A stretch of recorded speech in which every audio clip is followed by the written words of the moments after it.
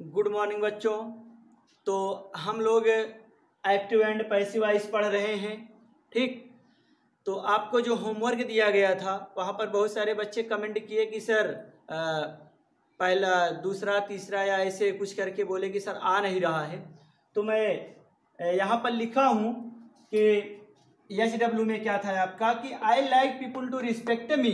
ठीक, I like people to respect me. तो बाद में हमें याद आया कि मैंने तो अभी ये रूल आपको पढ़ाया ही नहीं था। ठीक, वो एक जो हैज टू, हैड टू और हैव टू का रूल पढ़ाया था उसी से रिलेटेड था। अगर आप लोग चाहते थोड़ा सा दिमाग लगाते तो काम हो जाता। ठीक, यहाँ पर भी क्या करना था, टू के साथ टू के बाद बी लगाना था और वर्ब का थर्ड फॉर्म। ठीक, आई लाइक पीपुल। आप सोचिए पहले आई लाइक पीपुल टू, इस बात को पहले आप समझिए। ये आपका क्या कर रहा है, पूरा का पूरा ये आपका सब्जेक्ट का कार्य कर रहा है, बात समझिएगा। और उसके बाद ये आपका वर्ब हो गया और ये ऑब्जेक्ट। अब बात समझ में आई इस तरीके से। और आपको एक रूल पढ़ाया नहीं गया है एक्टिव पैसिव में कि पीपुल, एनीवन, समवन, ये सब आता है। तो वहाँ पर क्या होता है, एवरीवन, एवरीबॉडी, तो उसको पैसिव वॉइस में हटा देते हैं। ठीक, तो यहाँ पर वही किया गया है। तो गलती से, एक तरीके से गलती कहें या कुछ कह लें तो वो क्या है, आपको होमवर्क में दे दिया गया था। तो अभी मैं इसका रूल आपको बताता हूँ। ठीक, फिर एक और था आपका, वो क्या था, ये था कि ही इज अ मैन।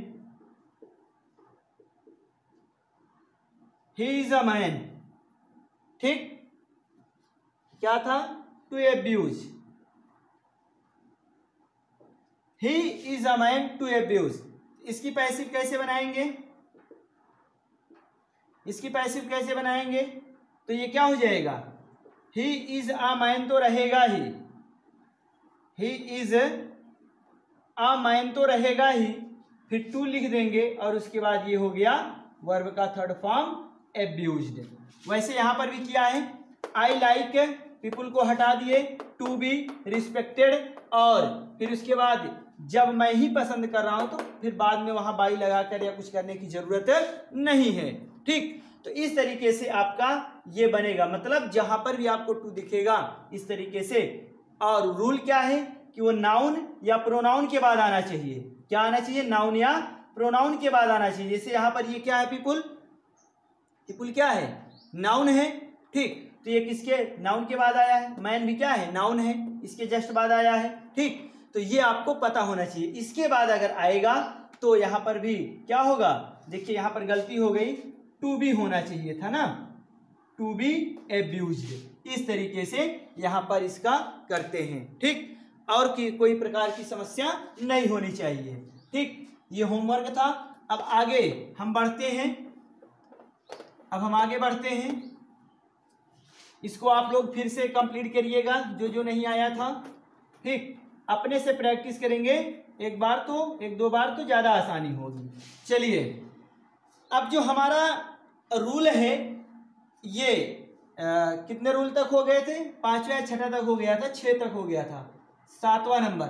अगर क्रम गड़बड़ हो रहा होगा तो आप लोग सुधार कर लीजिएगा, मेरे दिमाग में 7वां ही आ रहा है। ठीक, तो वो रूल क्या है उसको जानिए पहले। जिस रूल की मैं चर्चा कर रहा हूं वो रूल क्या है उसको पहले आप समझिए। वो रूल ये है कि यदि सब्जेक्ट हो, क्या हो, सब्जेक्ट हो, फिर क्या हो, वर्ब हो। देखिए पहले सब्जेक्ट हो, वर्ब हो, फिर उसके बाद नाउन या प्रोनाउन हो। देखिए सब्जेक्ट हो, वर्ब हो, नाउन या प्रोनाउन हो, उसके बाद टू हो, क्या हो, टू रहे। ठीक, क्या रहे, टू रहे। ठीक, और उसके बाद अदर वर्ड, उसके बाद क्या रहे, अदर वर्ड रहे। ठीक, तब पैसिव कैसे बनाते हैं। ठीक, तब पैसिव कैसे बनाते हैं उसको जानिए पहले। ये क्या है, ये रहे मतलब सब्जेक्ट वर्ब नाउन या pronoun to other word full stop. चलिए ऐसे रूल लिखवा रहे हैं ना, वर्ड रहे तो पैसिव बनाते समय निम्नलिखित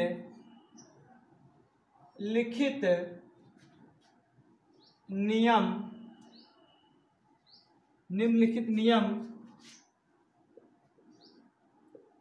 लगाते हैं, निम्नलिखित नियम लगाते हैं।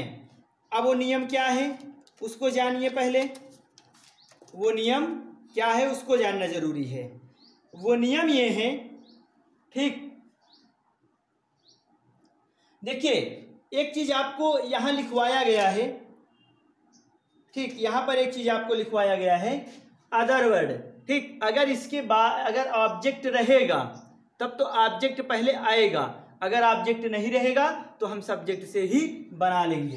तो वो कैसे बनेगा वो देखिए, ये तो एक्टिव का, ये एक्टिव में ऐसा रहेगा, तो जो पैसिव में क्या होगा उसको देखना जरूरी है, ठीक। पैसिव में क्या हो जाएगा, सब्जेक्ट रहेगा, ठीक, सब्जेक्ट रहेगा, फिर वर्ब ही रहेगा, क्या रहेगा, वर्ब रहेगा, ठीक। फिर उसके बाद टू रहेगा, फिर बी रहेगा, बात समझिएगा, ठीक। क्या रहेगा, हाँ एक चीज और ध्यान देना है, यहां पर नाउन या प्रोनाउन तो रहेगा, ठीक। हटाएंगे कब वो आगे हम रूल में एक बताएंगे, ठीक। और उसके बाद टू रहेगा, फिर बी रहेगा, फिर उसके बाद जो दूसरा एक वर्ब रहेगा, ठीक, उसका क्या करेंगे, वर्ब का थर्ड फॉर्म। बात समझ में आई, ये रूल हम फॉलो कर रहे हैं, ऐसा कुछ रूल है नहीं, ठीक, ऐसा कोई रूल है नहीं, आप कहीं भी ढूंढ लेंगे, लेकिन जिस तरीके से एग्जाम्पल में आ रहा है उसी एग्जाम्पल को ध्यान में रखते हुए ये रूल आपको बना दिया गया है, ठीक। और वहां पर थोड़ा सा आपको अपने से अलग से दिमाग लगाना पड़ेगा, नहीं तो वहां पर गलती कर ही लेंगे, क्योंकि वहां अगर आपको ऑब्जेक्ट पता हो जाएगा तब आप ऑब्जेक्ट को उठा के रखेंगे। बात समझ में आ रही है। जैसे एग्जाम्पल अगर हम देना चाहें, ठीक, अगर हम एग्जाम्पल देना चाहें तो कैसे दे सकते हैं एग्जाम्पल। मैंने आपको जैसे बोला था कि सी ऐसे लिख लेते हैं, ये एक्टिव में है सी, ठीक, क्या है, सी वांट्स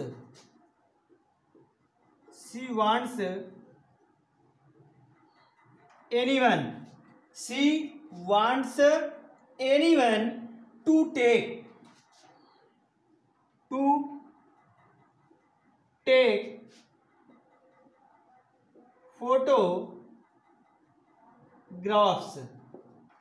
फोटोग्राफ्स।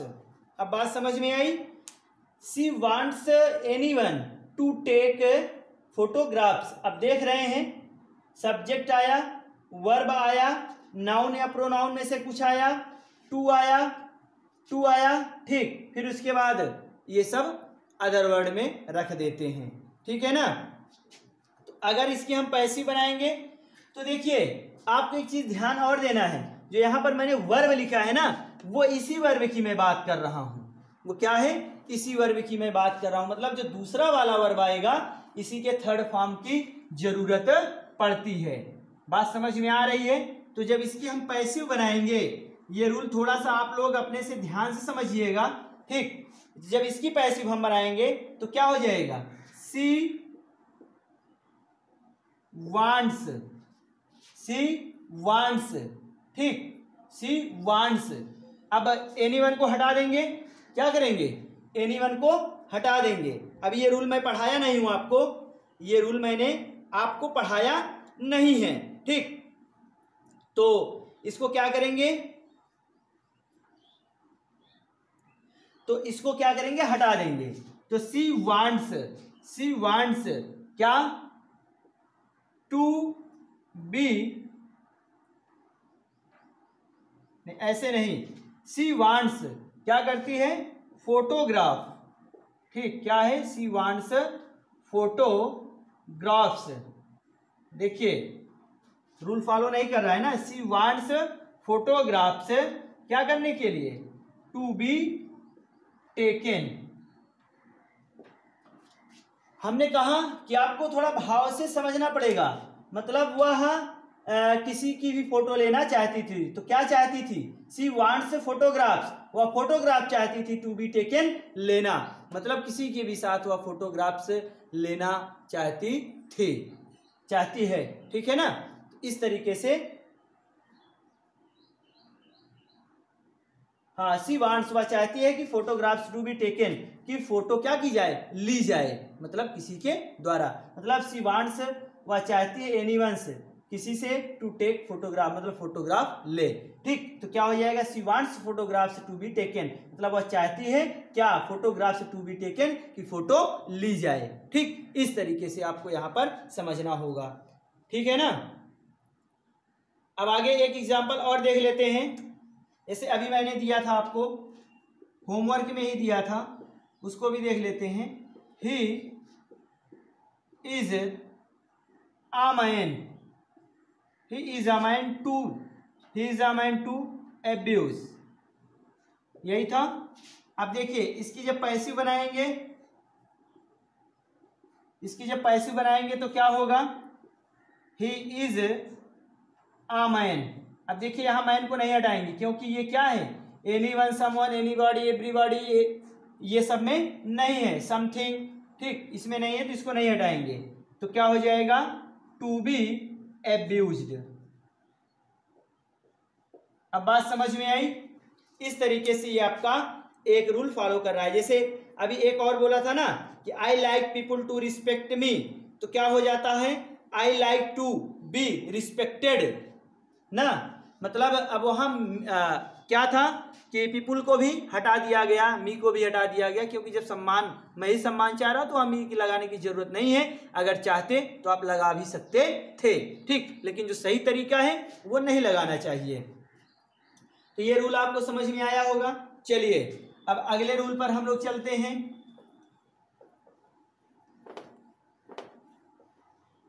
अगले रूल पर चलते हैं। अब वीडियो आप लोग पूरा का पूरा देखेंगे तभी आपके समझ में आएगा। अगर आप डायरेक्टली होमवर्क में करने चले जाएंगे तो फिर वो आपके लिए खतरनाक होगा, तब आपको लगेगा ही नहीं। अभी तक बच्चे करते क्या थे, जिसको ट्रांसलेशन आता था वो वीडियो पूरा ना देख करके क्या करते थे, डायरेक्टली अंत में वीडियो को स्किप करके आगे बढ़ जाते थे और अंत में पहुंचकर वहां से केवल और केवल होमवर्क वाला ही कमेंट बॉक्स में भेज देते थे।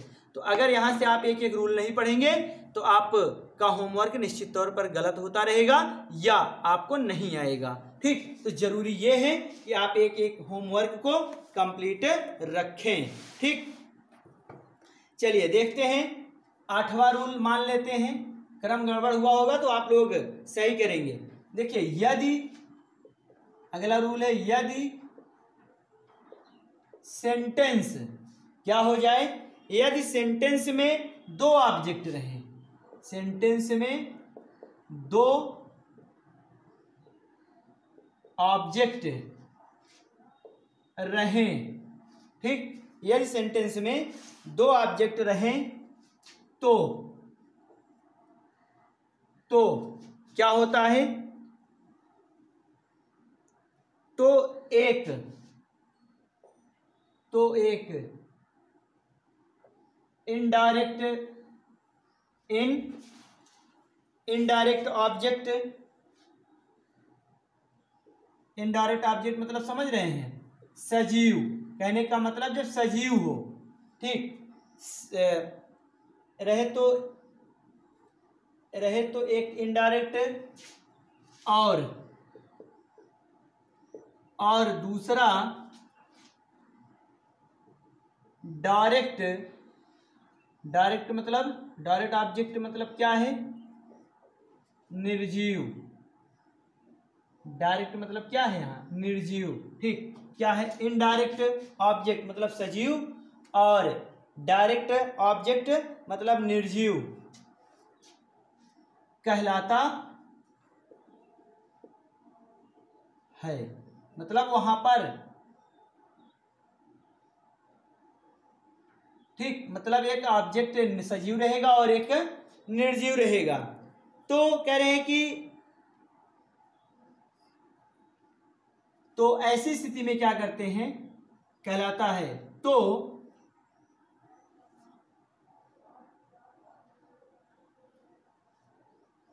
चलिए ठीक है, कहलाता ही लिखते हैं। वहां आप लोग समझिएगा, सजीव निर्जीव पहचानने का प्रयास कीजिएगा। तो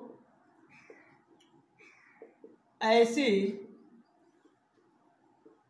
स्थिति में, तो ऐसी स्थिति में पैसिव बनाते समय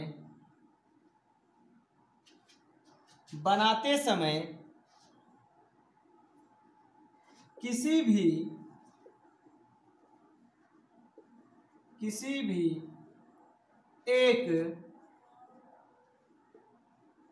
एक ऑब्जेक्ट का प्रयोग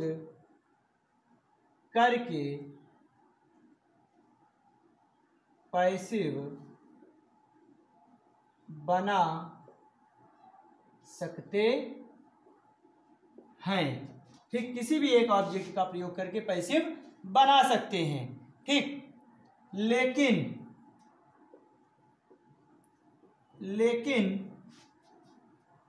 याद रहे इनडायरेक्ट पैसिव इनडायरेक्ट ऑब्जेक्ट से बनाई गई पैसिव ज्यादा सही होती है। बात समझ में आ रही है? कहने का मतलब यह है कि होता है ना कि दो दो ऑब्जेक्ट आ जाते हैं, एक ही वर्ब के दो ऑब्जेक्ट हो जाएं। अभी मैं एग्जांपल दूंगा। एक ही वर्ब के दो ऑब्जेक्ट जब हो जाते हैं तो बच्चे सोचते हैं किससे पैसिव बनाएं, तो पैसिव आप दोनों में से किसी से भी बना सकते हैं। वही लिखा है कि यदि सेंटेंस में दो ऑब्जेक्ट रहे तो वहां पर एक ऑब्जेक्ट सजीव होगा और दूसरा निर्जीव होता है। ठीक, तो हम किसी का भी प्रयोग करके वहां पर पैसिव बना सकते हैं, किसी का भी प्रयोग करके पैसिव बना सकते हैं। लेकिन जो सजीव ऑब्जेक्ट से पैसिव बनती है ये ज्यादा सही होती है। ऐसा क्यों बोला जा रहा है? अब तो सही, उसमें ज्यादा कम से क्या मतलब है? ठीक, सही तो सही, लेकिन ज्यादा और कम से क्या मतलब है? यहाँ ज्यादा और कम से मतलब इसलिए है कि एसएससी के एग्जाम में कई बार ऐसी स्थिति उत्पन्न हुई है, ठीक, जहां पर दो ऑब्जेक्ट रहे हैं और ऑप्शन में डायरेक्ट ऑब्जेक्ट से भी पैसिव बनाई गई थी और इनडायरेक्ट ऑब्जेक्ट से भी पैसिव बनाई गई थी। लेकिन वहां हुआ क्या था कि जिन बच्चों ने डायरेक्ट ऑब्जेक्ट की पैसिव का ऑप्शन टिक किया था उनका आंसर गलत माना गया था, और जिन्होंने इनडायरेक्ट ऑब्जेक्ट से पैसिव बनाया था उसको टिक किया था वो सही माना गया था। ठीक, तो वहां पर यही तर्क दिया गया था कि इनडायरेक्ट ऑब्जेक्ट से बनाई गई पैसिव सही होती है। ठीक, और यहां पर आपके बोर्ड एग्जाम में ऐसी स्थिति में आप किसी से भी बना सकते हैं, यहां पर ऐसी कोई समस्या उत्पन्न होने वाली नहीं है। क्योंकि मेरा टारगेट हाई स्कूल इंटर सब कुछ है, कॉम्पिटिटिव एग्जाम भी है। ठीक, तो उसकी दृष्टि से इसको बताना ज्यादा जरूरी है। ठीक, तो अब देखते हैं, इसके एग्जाम्पल देख लेते हैं एक्टिव के रूप में। पहले एक्टिव में देखते हैं कैसे है। ही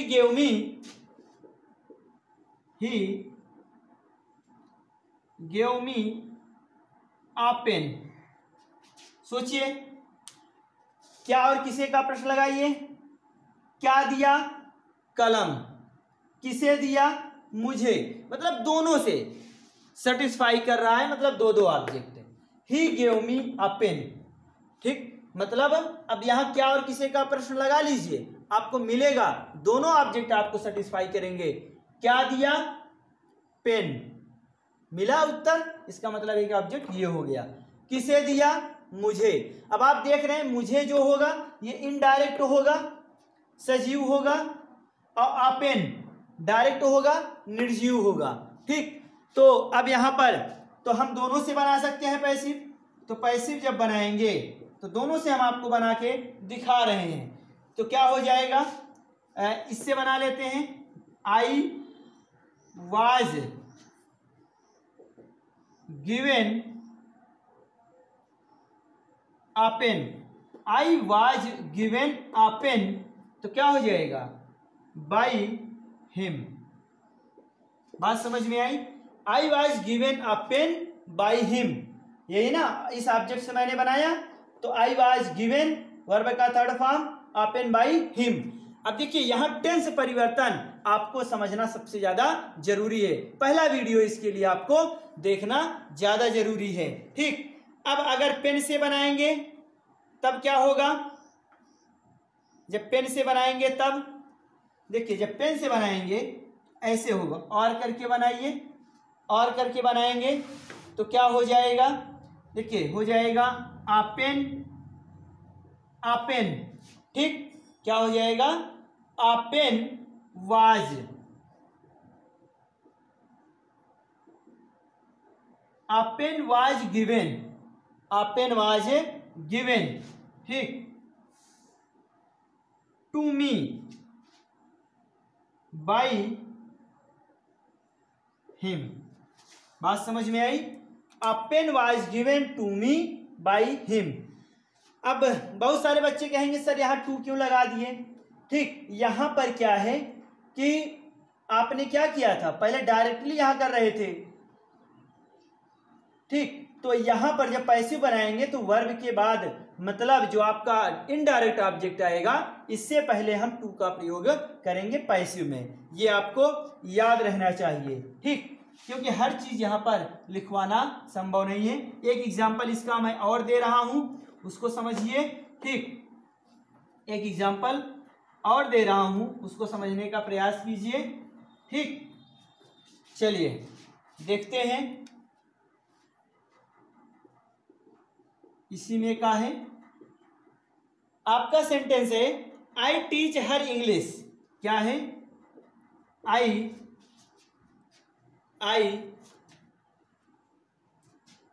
टीच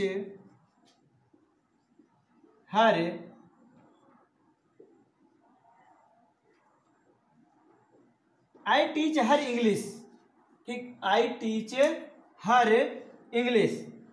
अब देखिए इसकी जब पैसिव बनाएंगे तो क्या हो जाएगा, इसकी जब पैसिव बनाएंगे तो पहले हर से बना लेते हैं, तो सी। आप देखिए आपको टेंस पता होना चाहिए, कौन सा टेंस है, प्रेजेंट इंडेफिनिट का सिंपल सेंटेंस है। तो क्या हो जाएगा, सी इज, क्या हो जाएगा, सी इज टाट, सी इज टाट, ठीक, इंग्लिश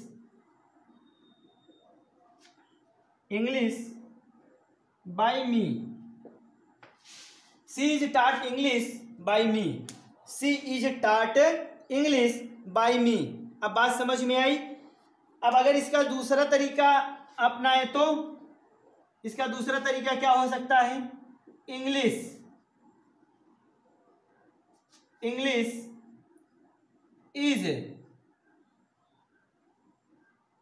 टाट, इंग्लिश इज टाट टू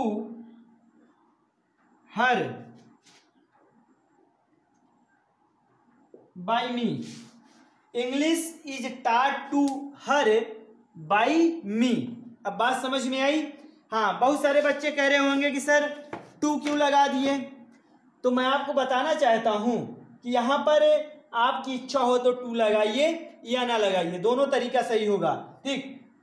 आप इसका एक तीसरा तरीका भी मान सकते हैं। आप इसका एक तीसरा तरीका कैसे कर सकते हैं कि इंग्लिश, यहाँ लिख नहीं पा रहे हैं, जगह नहीं है, इसी के नीचे ठीक यहाँ से लिख दे रहे हैं इसका और करके। एक तरीका और क्या हो सकता है, इंग्लिश, जब इंग्लिश से बना रहे हैं, English is taught, English is taught, English पढ़ाई जाती है, ठीक, हर उसको, बाय मी, मेरे द्वारा। ठीक, तो अब बात समझ में आई। तो आप चाहे टू लगाएं या ना लगाएं, ये भी तरीका सही है। ठीक, इसको याद रखिएगा, टू आप चाहे लगाएं या ना लगाएं, तरीका सही है। अब बात समझ में आ गई। चलिए, तो ये रूल आपको समझ में आया, ये रूल आपको समझ में आ गया होगा। ठीक, ये रूल आपको समझ में आ गया होगा। तो इसको इरेज कर रहे हैं, आप इसको अच्छे से समझने का प्रयास कीजिएगा।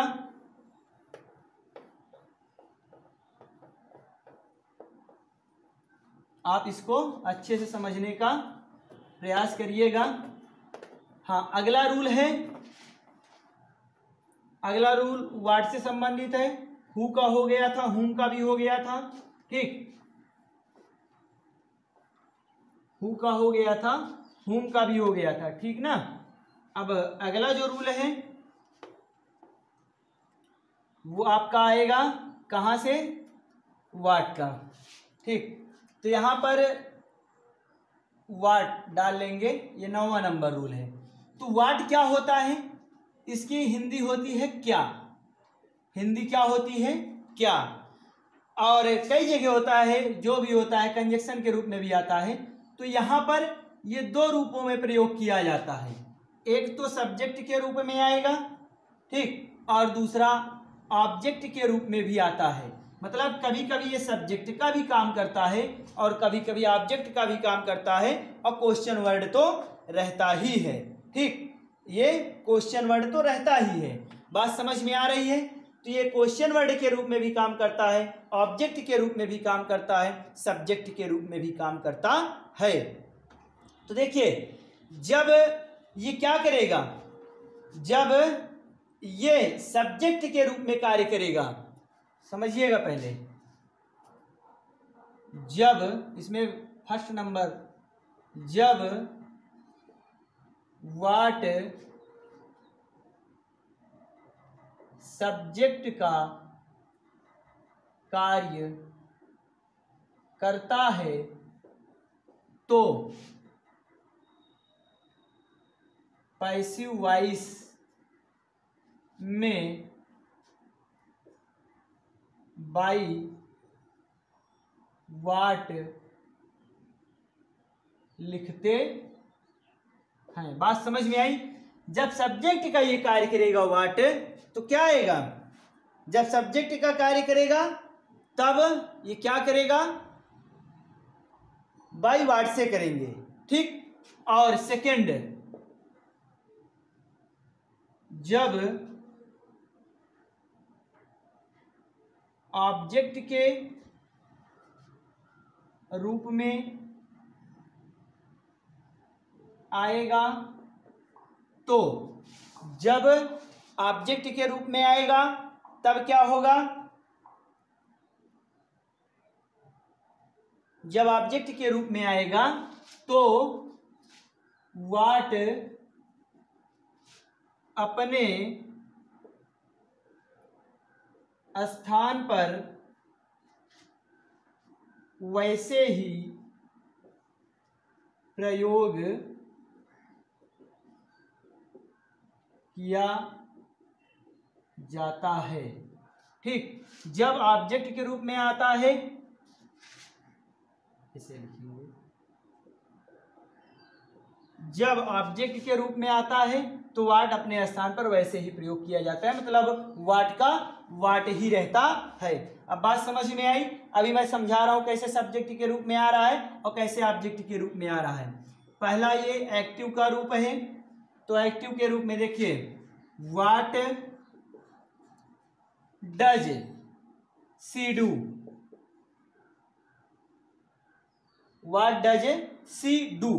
अब आप सोचिए, थोड़ा सा यहाँ पर गंभीरता से आपको सोचने की जरूरत है कि जो आपका ये वाट है, क्वेश्चन वर्ड तो है, उससे आप अपने दिमाग को हटा दीजिए, ठीक, कि ये तो क्वेश्चन वर्ड है, ये दिमाग से बिल्कुल हटा दीजिए। अब आप अपने दिमाग को कंसंट्रेट करिए कि ये ऑब्जेक्ट है कि सब्जेक्ट है। सोचिए पहले, व्हाट डज सी डू, वह क्या करती है, हिंदी यही बनेगा, वह क्या करती है, समझिए, वह क्या करती है। अब आपसे पूछा जाए कि यहां पर क्या का प्रश्न लगा ले तो क्या करती है, उत्तर क्या मिलेगा, क्या मिलेगा। आप ऑब्जेक्ट वर्ब में क्या करते थे, क्या, किसे, किसको का प्रश्न लगाकर ही तो आप ऑब्जेक्ट का पता लगाते थे, बताइए। वहां पर आप ऑब्जेक्ट में सॉरी वर्ब में ही तो क्या, किसे, किसको का प्रश्न लगा के ऑब्जेक्ट का पता लगाते थे, ठीक। मैं यहां पर इनडायरेक्ट यहां पर मैं इस वर्ब के ऑब्जेक्ट की बात नहीं कर रहा हूं, मैं यहां पर केवल और केवल ऑब्जेक्ट पता करने की बात कर रहा हूं। टेंस पढ़ाते समय मैंने आपको बताया था कि अगर वर्ब में हम क्या करते हैं, क्या, किसे, किसको, कहां का प्रश्न लगाने से जो उत्तर मिले वो क्या होता है, ऑब्जेक्ट कहलाता है, ठीक। लेकिन इस वर्ब का ऑब्जेक्ट क्या है और किसे का प्रश्न लगाने से मिलेगा, तब पैसिव बनाएंगे, ठीक। तो क्या करती है, गंभीरता सोचिए, क्या करती है, उत्तर क्या मिलेगा, क्या ही मिलेगा। इसका मतलब यहां पर ये ऑब्जेक्ट के रूप में ऑलरेडी आया है, ठीक। तो जब ये ऑलरेडी ऑब्जेक्ट के रूप में आया है तो पैसिव में ही तो हम क्या करेंगे, मतलब ऑब्जेक्ट यहां पर पहले ही आ गया है तो हम व्हाट को ऑब्जेक्ट के रूप में रख दिए। किसी को कोई समस्या है? अब मैंने आपको बताया था कि जितने भी क्वेश्चन वर्ड होते हैं वो सिंगुलर फॉर्म में होते हैं, तो इज लगाएंगे व्हाट इज डन, यही तो है ना, व्हाट इज डन। अब ये सब्जेक्ट है बाई हर, बात समझिएगा, what is done by her, उसके द्वारा क्या किया जाता है। भाई अगर मुझसे कोई प्रश्न पूछे आप क्या कर रहे हैं तो मैं क्या बताऊंगा, तो जो काम होगा, ठीक, वो कुछ ना कुछ होगा, और वो क्या है, ये व्हाट आएगा। और ये व्हाट किस रूप में यहां पर आया है, ये व्हाट यहां पर इंट्रोगेटिव प्रोनाउन के रूप में यहां पर यूज हुआ है और ऑब्जेक्ट के रूप में है, ठीक। अभी और एग्जांपल हम देखते हैं, दोनों तरीके के एग्जांपल हम देखेंगे,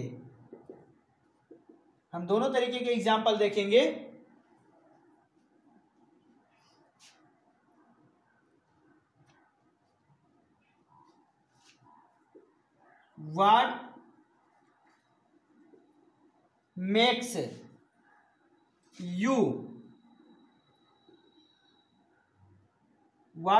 यू फियरफुल, मतलब तुम्हें क्या डराता है। अब बहुत सारे बच्चे कहेंगे सर यहां पर तो यू सब्जेक्ट होगा, तुम्हें क्या डराता है, ठीक।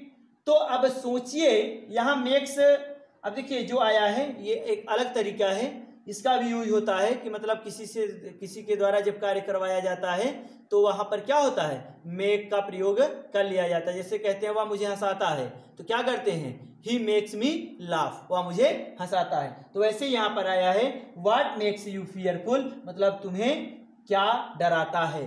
तो क्या डराता है, अब जैसे, ठीक, अब अगर यहां पर आ जाए कौन डराता है, प्रश्न, मैंने आपसे बताया था कि अगर सेंटेंस में आप कौन का प्रश्न लगा लें और जो उत्तर मिल जाए वही हमारा सब्जेक्ट होता है, यही तो बताया गया था।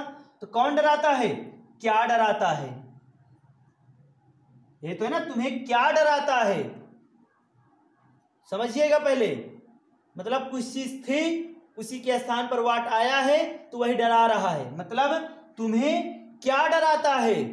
जैसे अगर मुझे कहा जाए कि मुझे शेर डराता है तो क्या है, तो तुम्हें क्या डराता है, बात समझ में आ रही है, तुम्हें क्या डराता है, तो क्या समझ रहे हैं। तो एक तरीके से क्या डरा रहा है, तो डराने वाला कौन है, क्या है, व्हाट है। ठीक, तो ये किसके रूप में आया है, सब्जेक्ट के रूप में आया है। तो जब यहां पर ये सब्जेक्ट के रूप में आया है तो इसको हम क्या करेंगे, बाद में बाई व्हाट बाद में ना लिख करके हम शुरुआत में ही लिखेंगे यहां पर बाई व्हाट। बात समझ में आ रही है, बाई व्हाट, बाई व्हाट। ठीक, क्या हो जाएगा, अब देखिए यू ऑब्जेक्ट है तो इसके अनुसार हम लगाएंगे, इसके अनुसार नहीं लगाएंगे, ये तो बात की बात थी, पहले रख लिए। Are you, by what are you made fearful, by what are you made fearful, मतलब तुम किसके द्वारा डराए जाते हो या तुम्हें क्या डराया जाता है। ठीक, इस तरीके से आपका ये हो गया। तो अब बात समझ में आई कि जब सब्जेक्ट के रूप में आएगा तब क्या काम करेगा, जब सब्जेक्ट के रूप में आएगा तो बाई व्हाट से शुरू करेंगे। हाँ, जो यहाँ पर हेल्पिंग वर्ब होगी वो ऑब्जेक्ट के अनुसार ही होगी। क्यों, क्योंकि सही तरीके में तो होना चाहिए you are made fearful by what, ये होना चाहिए था। तो लेकिन यहाँ पर क्या हुआ है कि बाई व्हाट का प्रयोग पहले किया गया, तो by what are you made fearful. अब बात समझ में आई। ठीक, तो आज इतना ही। अब आपका 2 वीडियो में और कंप्लीट हो जाएगा, अभी कुछ रूल्स और बचे हैं और उसके बाद इम्परेटिव सेंटेंस का रूल है, कुछ स्पेशल रूल हैं, कुछ इम्परेटिव सेंटेंस का रूल है, उसको भी कंप्लीट करके आपका एक्टिव एंड पैसिव वॉइस समाप्त कर दिया जाएगा। उसके बाद हम डायरेक्ट एंड इनडायरेक्ट में प्रवेश करेंगे। ठीक, तो और उसके बाद फिर इनडायरेक्ट और इनडायरेक्ट के बाद हम क्या करेंगे, 1-2 छोटे छोटे टॉपिक हैं, जैसे जीरेंड है, पार्टिसिपल है, ठीक, और आर्टिकल हैं, इनको कंप्लीट कर लेंगे 2-3 दिन में। उसके बाद फिर क्या करेंगे, पार्ट ऑफ स्पीच में प्रवेश करेंगे। ठीक, तो हम लोग होमवर्क में लिखेंगे, होमवर्क में लिखिए what are you playing, what are you playing, what are you playing. ठीक, तो और आगे लिखिए what has puzzled, what has puzzled you, what has puzzled you. ठीक, और लिखिए who has done this, who has done this. आगे लिखिए और can she solve this question, can she solve this question. और आगे लिखिए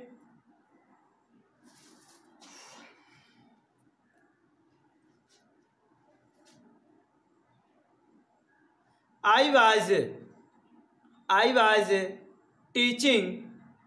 was teaching you English, I was teaching you English। ठीक, एक और लिखिए why are